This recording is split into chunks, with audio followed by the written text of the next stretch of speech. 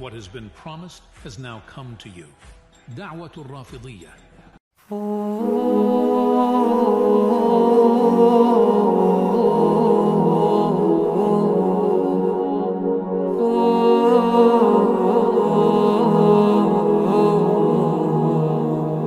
بسم الله الرحمن الرحيم والصلاة والسلام على أشرف الأنبياء وخير المرسلين محمد بن عبد الله وعلى آله الطيبين الطاهرين المعصومين المنتجبين.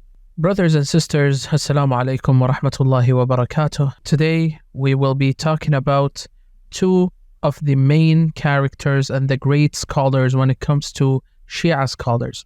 And they are al-Shahid al-Awwal wa al-Shahid al-Thani. So the first martyr and the second martyr.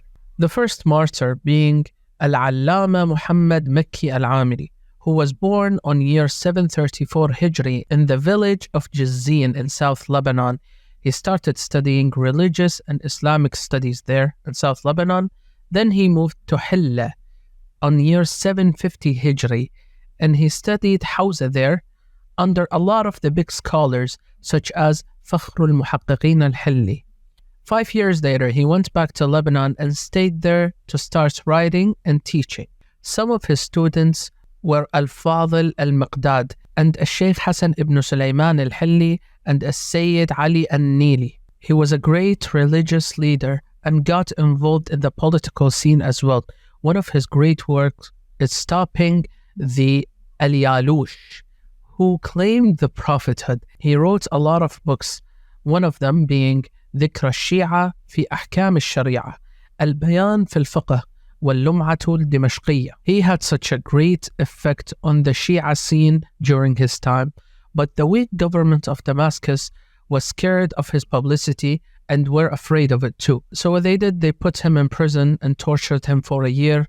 Then the muftis al-Qadi Burhanuddin al-Maliki وعباد بن جماعة الشافعي لعنة الله عليهما ordered his unaliving, as he was unalived by sword and crucified, and his blessed body was stoned and burnt. The second person we're going to be talking about today is al-Shaykh Zainuddin ibn Shaykh Nuruddin Ali bin Ahmed al-Juba'i al-Amili, also known as al-Shahid al-Thani, the second martyr, who was also born in South Lebanon on the 13th of Shawwal, the year 911 Hijri, in the village of Jiba'. He started his Islamic studies in his village, then he moved to Mis, the village of Mis, then the village of Karak. Then he moved to Damascus to continue his Hawza studies. Then he moved to Egypt to be present among the scholars of Amma, and he studied their knowledge.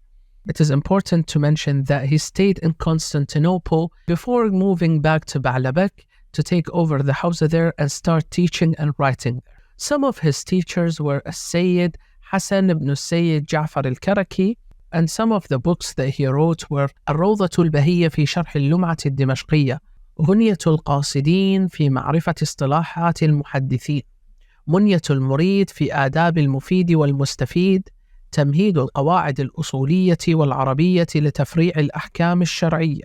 He was martyred by one of the spies of the Romanian king after a betrayal from the judge of Saida la'natullahi alayhima. And like this, brothers and sisters, our short episode comes to an end. Please stay tuned for our next episode where I will be covering the next 3 martyrs. And don't forget to check out Bay'at al-Rāfiḍīyah on social media and subscribe to our YouTube channel. Please keep me and the team of Daʿwat al-Rāfiḍīyah in your dua. Wassalamu alaikum wa rahmatullah.